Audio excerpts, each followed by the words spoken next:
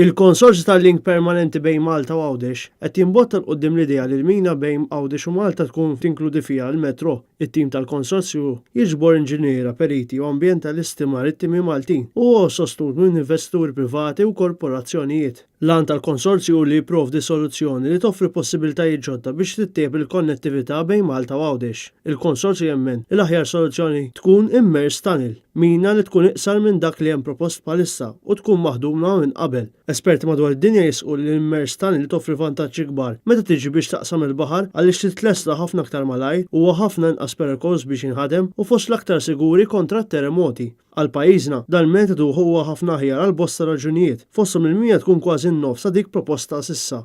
Peress li l-mina tinħadem fuq l-art u kif hemm bżonn, din se tipprovdi żewġ karreġġjati fid-direzzjonijiet opposti.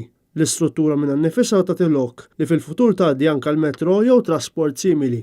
Ta' min isemmi wkoll li dan il-metodu jħalli lanqas impatt ambjentali possibbli fejn peress il-mina tiġi fabbrikata barra minn xtutna se jiġu frankati mit-toroq madwar 200 trak ta' ġar ta' terrapin kuljum. Jaħsibu li din l-idea titpoġġa għad-diskussjoni.